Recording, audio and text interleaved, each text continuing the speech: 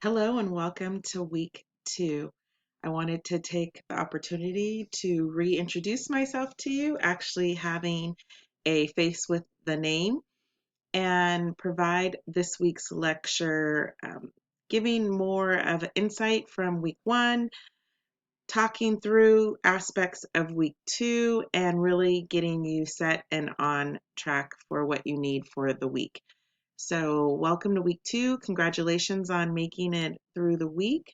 God has blessed each and every one of you to be right now, right here in this moment, in this learning journey to capture all that you need, for all that you need for anything that may come your way. So, just know that. I love to reference and often do in many of my courses Proverbs 3:5-7, trust in the Lord with all thine heart. Lean not to thy own understanding, but in all thy ways acknowledge him, meaning God, and he will lead thy path. So know that. Give not only your everyday challenges and all that you may be working through right now, along with trying to meet the needs and expectations for this course, give it to our Lord and Savior, and he will see you through. So as I move into week 2, just wanted to recap for a moment of week 1 and just some of the information that I was able to obtain. Still working through doing your grading. There's so many of you and so much that you're doing each week. It is going to take me a few days to get through all of it. So I do try to spread it out, working Monday through Wednesday. Sometimes it falls into Thursdays, but really try hard to get Monday through Wednesday dedicated time to give you responses and grading. I tried to get a head start with week 1 with some of your introductions and taking the time to outreach to each and every one of you, and not only welcome you to the course, but also introduce myself as well. So very exciting to see all that we have within this course. We have those working in education, those working in healthcare, public sector, within San Bernardino County and Riverside County. So that's very exciting. We have the private sector as well, sales and marketing, from food sales, from Chick-fil-A to restaurant.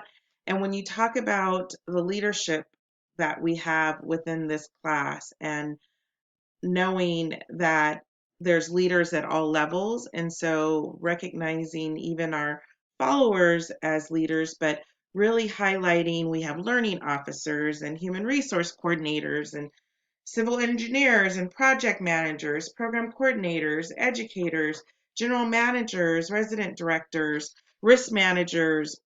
I also spoke of education, but from not only being a teacher, but from athletic directors, equipment coordinators, and then back to public sector, working with auditing in the auditor department, as well as eligibility worker with contracts and procurement.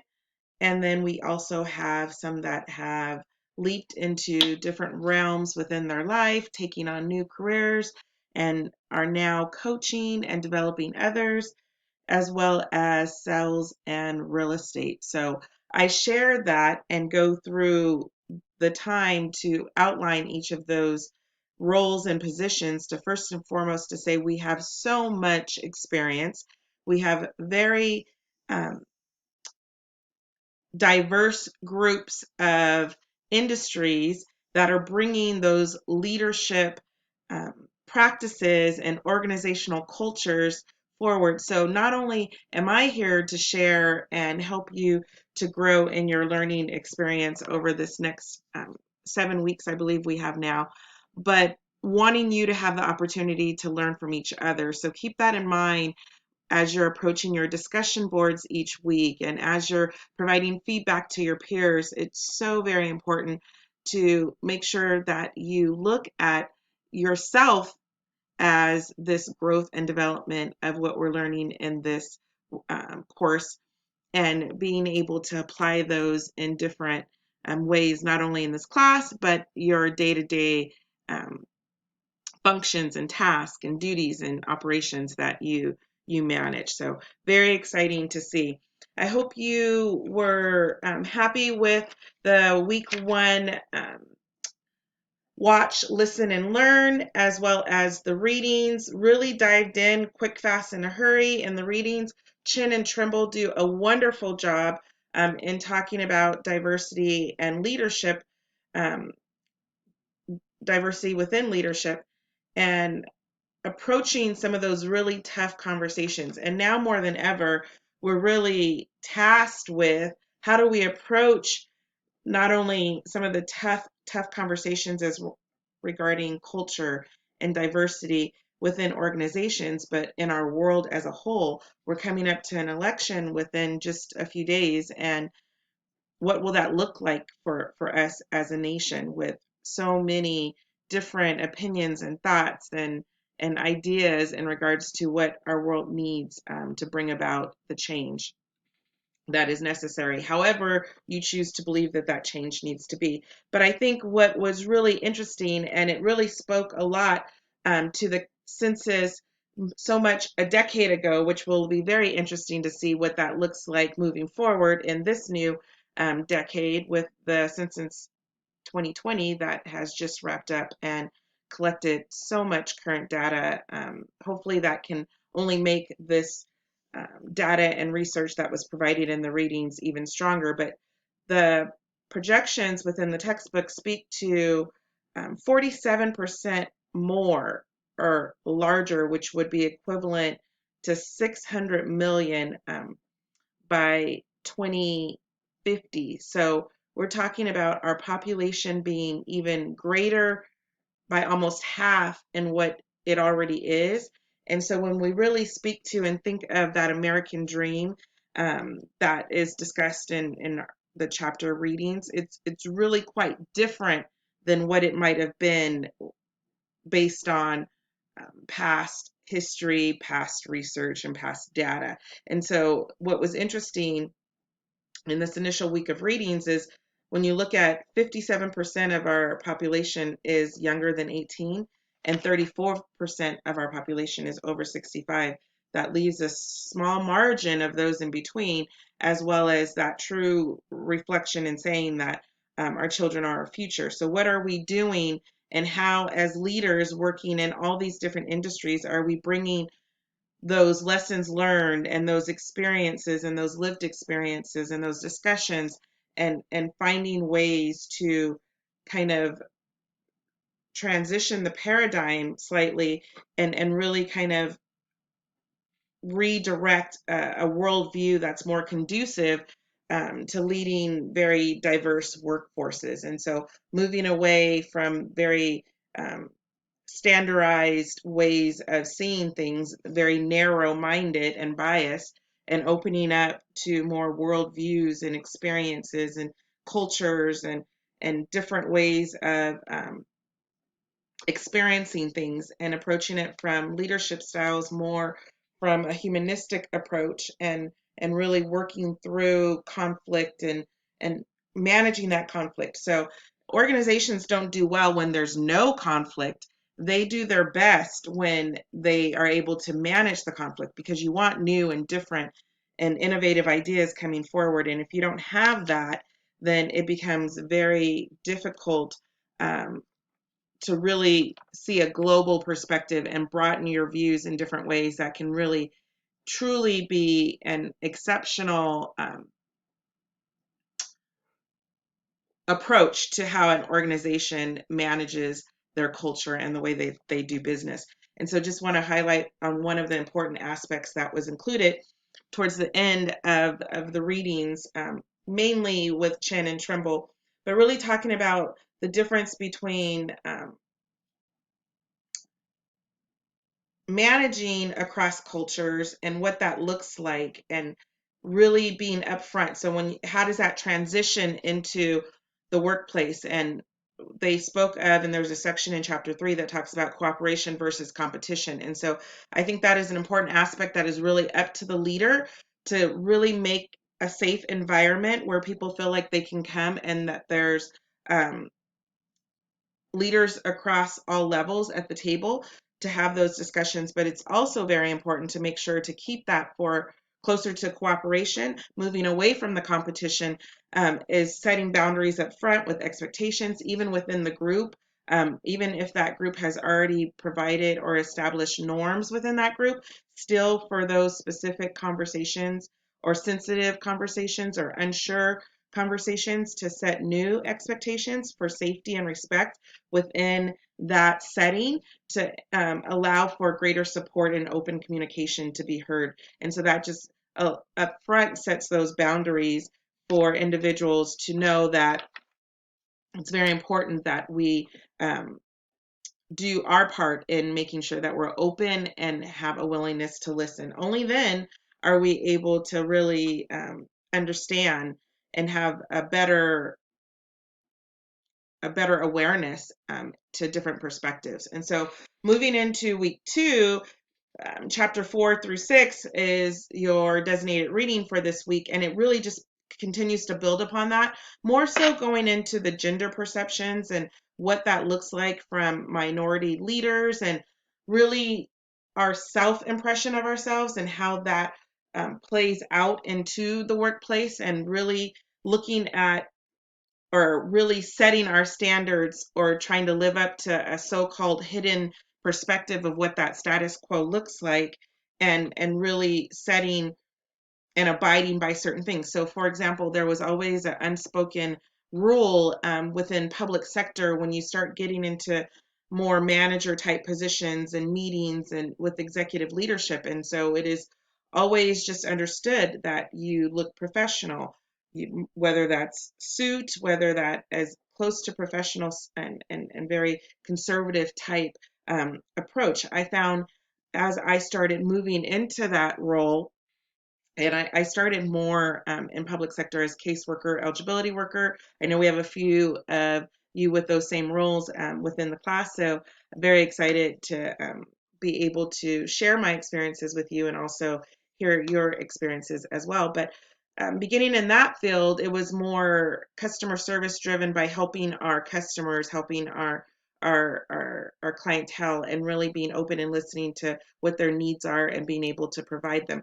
But then as you begin to transition, and as I did within that organization, I then started looking at leadership and supervisory roles. And it was still kind of that case management perspective of aligning resources, making sure you had staff, you were providing them the training that they needed, and really driving to make sure that the customers' needs and caseloads and workloads and services and programs were all being managed appropriately. But then as you start getting higher and really starting having those more high level discussions, it even though those are your focus because you're running off of policies and mandates and regulations and legislations, and so it's driven by that. But at the same time, you're really driven by what you see leadership to be, and not so much what it should be. And so I'll just share my experiences. As I said, I've had 29 years going into my 30th year of experience in public sector, all within San Bernardino County with multiple roles, responsibilities, special projects, all those things. Um, and so it's just really been a wonderful experience to be able to have those different roles and responsibilities and learning opportunities, and being able to transition that into the education field and share that from different perspectives of human social services, as well as organizational leadership, as well as leadership across cultures. And so with that in mind, you begin to really have to dig a deeper layer in this, because I myself have to recognize that there were gender identities and narrowed stereotypes in leadership that I really abided by unconsciously. And so this class and other learning opportunities have, really kind of brought to light the idea that all of the executive leaders that I have served under over the past 29 years have not looked like me up until most recently. Over the past 4 years, my immediate direct supervisor is in an executive assistant executive role, and she is female, African American. And so that was huge for me because I've always served under white, Caucasian, male um, individuals as far as that executive leadership role. Most recently is very nice to see. And even as most recently over the past month, we have introduced a new chief executive officer to our organization who actually is um, of Latino descent. And so, very nice to see that we are becoming more diverse across our executive layers of leadership. But coming back to what chapter 4 really speaks to is really those status characteristics and unspoken narrow leadership prototypes that are kind of put into place, and we just abide by and follow, and really taking a moment to recognize all that occurs unspokenly or kind of behind the scenes to kind of find opportunities or situations where minorities can have a place at the table. And it's just really nice to see as we move into 2020. And like I said, really looking to see what that Census 2020 um, stats, statistics, and reports and data provide in relation to really being able to see clearly that there is diversity in the workforce. And so, what does that look like organizationally when you talk about leadership styles and when you talk about how that's presented? And does difference matter? Does it really make a difference? If I can take on the roles and responsibility of the expectations that have been set forward for that position, does it really matter that I'm faced with minority standards of female based on gender, African American, age? When I started in this industry, I was very young. And so I found myself wearing glasses before I truly even really needed to wear glasses because I was trying to look older. I found myself wearing more conservative, black, gray,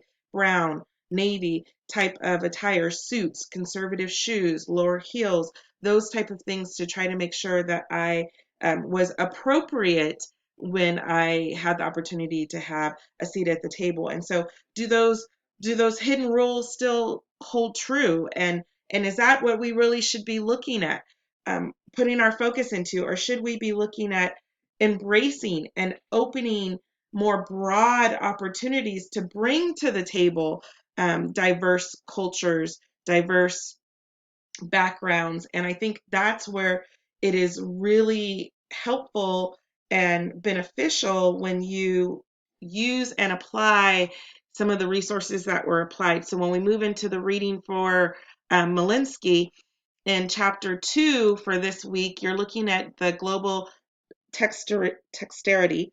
And I love how in this chapter it really talks about adapting behaviors, right? So there is a high demand.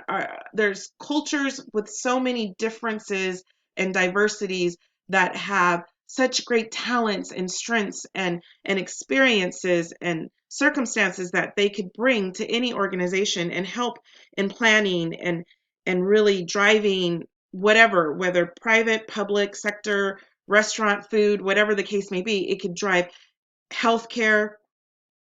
And so all those things, this is really applicable across all sectors. And so when you talk about really expecting individuals to, at this point in time, do business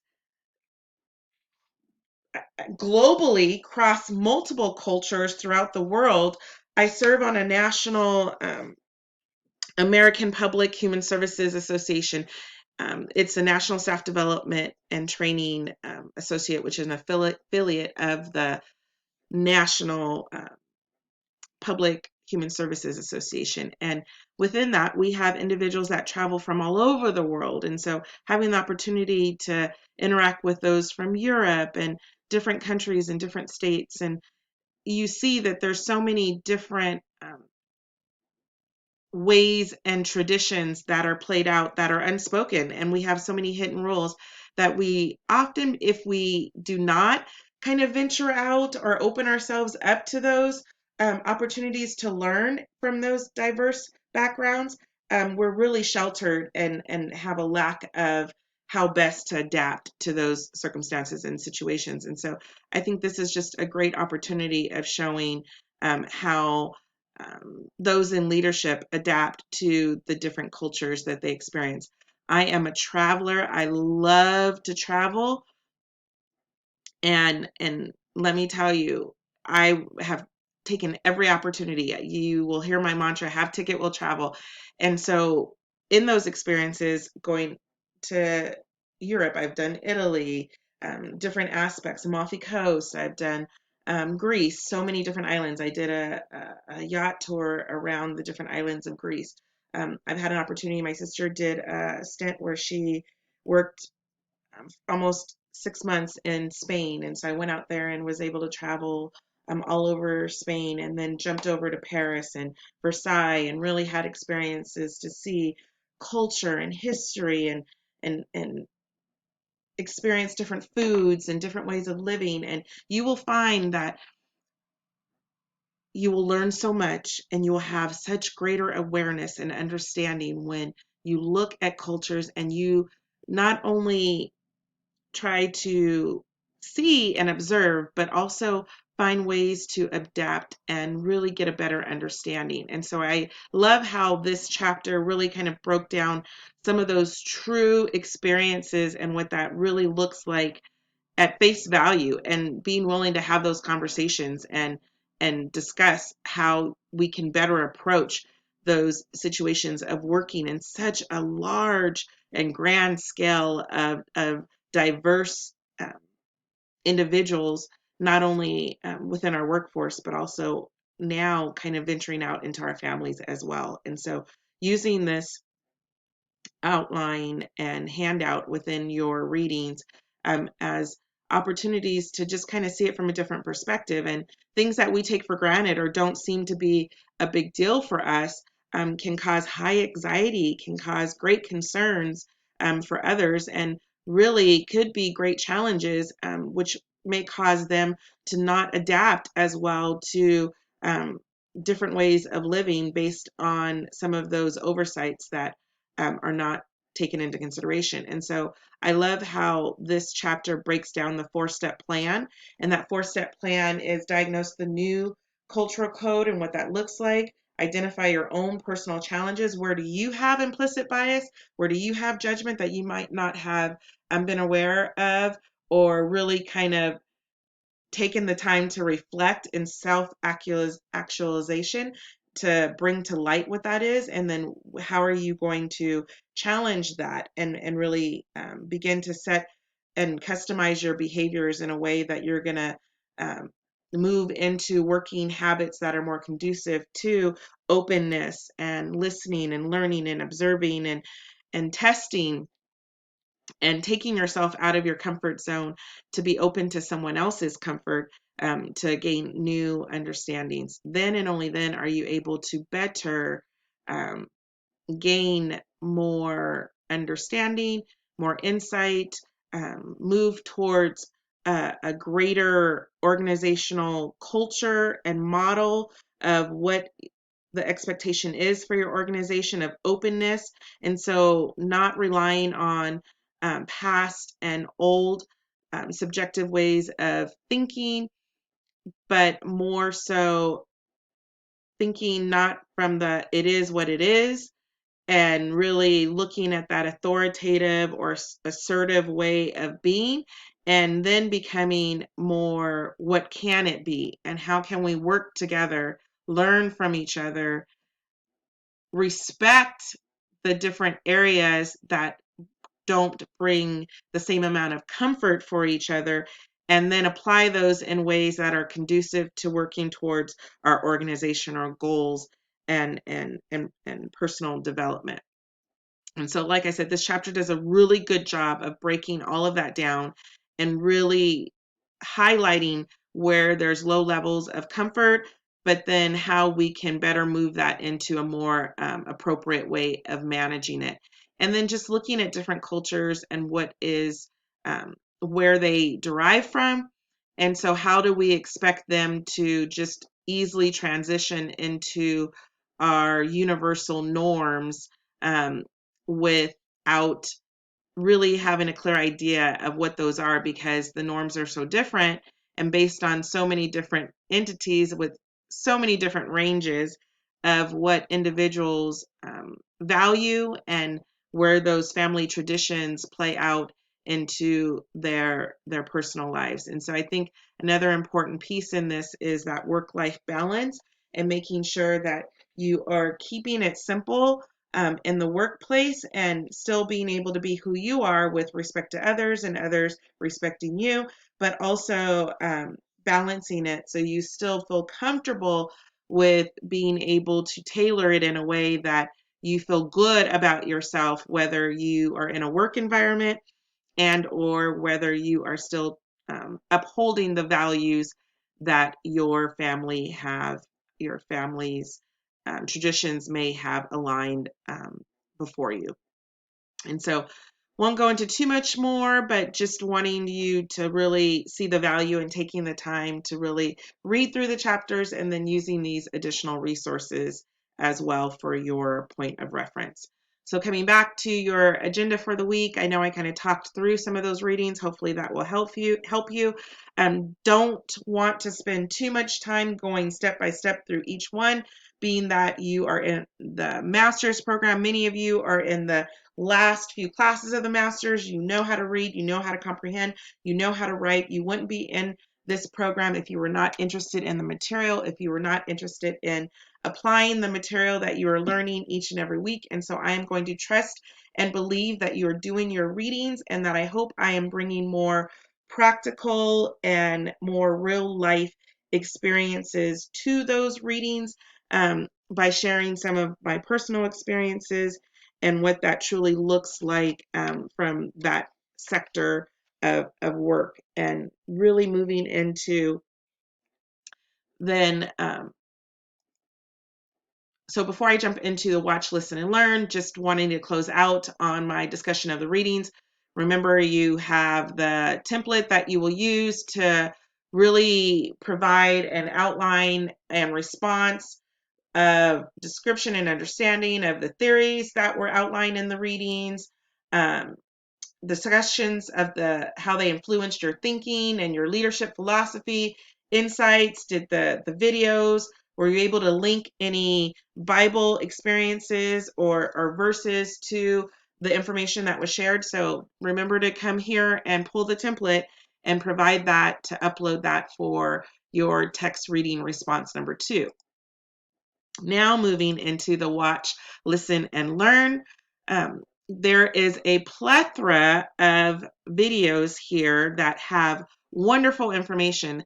Let me tell you, when I went through my master's program, I did Masters of Leadership and Management, and I did it at the University of La Verne. And I had an opportunity to work with so many exchange students from China. And for that program, I did in person. So we had an opportunity to meet on a regular basis. And I love in our group discussions that I was able to listen, observe, and hear and understand and share. And we took a Saturday class and had the opportunity to have lunch oftentimes. And so I love within the workforce, and I love within family, and I love with friends, the idea of breaking bread together and coming together and listening and hearing of stories. From those stories, you can learn so much, and it shares in those experiences. And so I love to align my experience with a love of travel and going all over the world to different um, places throughout the world and trying different food. And as soon as I get there, I want to go into their cities and their areas and learn about their culture and find their clothing. And you find yourself, and you'll see this in the videos as well, where right away you want to buy their clothing and wear it as you're there, just as a matter of respect, and to not look so much like a tourist and someone that does not respect um, uh, their traditions and values. But if you go through each and every one of these videos, you will find such great information in regards to why diversity education and leading across cultures are so detriment to the 21st century and to any organization that we work in, and is so applicable when you talk about eye contact, when you talk about the way people dress, how we approach an individual, how we address them, first name, last name, sir, madam. Those things are so very important, even down to experiences in how they live, and just having warm running water, or being able to pull your phone out. On all those opportunities that I had to travel the world, I found one of my biggest challenges were setting aside not having access to phone and internet. And so, really allowing myself time to self care, relax, reflect, learn, and just observe without being tied to the phone and internet, because often those don't work the same in other countries and across the world. And so, you can't just grab and use your phone so readily available with information and having information readily available to you like you do in other entities. Even more so when it comes to transportation and getting around, even down to some of you live in New York that are part of this class. Others live in California. And so we live and abide by buses and our Metrolink, and mainly by cars and trucks and having vehicles to get us around. To whereas New York, I have a sister that lives in New York, and she's been there for almost a decade now. Grew up in California, but transitioned there. And she doesn't have a car. She hasn't had a car in over a decade, because she's worked through public transportation. And so, even going out and traveling outside of New York into Europe, and had an opportunity to do time and live in Spain, she still used public transportation and trains and walking and biking, and um, using those advantages to get around, and can't even imagine buying a car right now and having a car. And so, so many different ways of living, and from large homes to small homes and apartments and cottages and way of living, and garbage being on the street or garbage being in the trash can, and children begging on the streets, or homeless, higher rate of homeless, being open to trying foods, the spices, the smells of those foods, the taste of those foods. And so, all those things that come in, are we really thinking about that when we then merge all these different components and different aspects of culture, whether it's Europe, whether it's Asia, whether, even I've traveled to Jamaica and traveled to the Bahamas, and just completely different traditions and ways of living. And it was so interesting in Jamaica that most of the locals do not believe in consuming sugar. Sugar is their drug. And so, it was very interesting to learn from the different perspectives of the marijuana plant there that they grow is their medicine, and sugar is their drug. So, complete different perspective of how to approach living. And so, they do not put any sugar in their body, and the only sugar that they consume is based off of the earth and fruits, and those that they get from things that they have grown on their own. And so, completely different approach to how those in the US. I mean, can you imagine our kids living without sugar in their life? And some of you may live in that way. I know some of you come from Loma Linda and serve as registered nurses in our ICU and delivery in ICU. And so, commending all of our essential service workers. I know I'm kind of transitioning, but I do want to take a moment. I know it has been very challenging times. So, when we talk about culture shock, and when we talk about these videos from perspective of those around the world, I think we do have to pause for a moment and heed truth to some of those culture shocks that are happening here within our current state and our current world. And so, Loma Linda, I know very much thrives off of healthy living, and only putting certain aspects of foods and nutrients in your body. And so, I think that there's still a lot to learn and grow from in relation to how families and individuals approach culture and approach ways of living, and how can we bring all of that together in a way that's conducive to appropriate conflict management, appropriate leadership in a way that promotes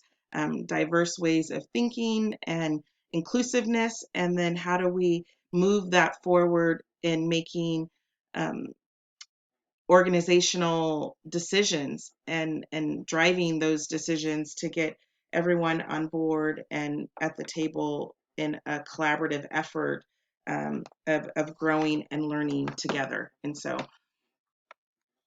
encourage you more than ever to take the time to really watch, listen, and learn. A lot of great information to share.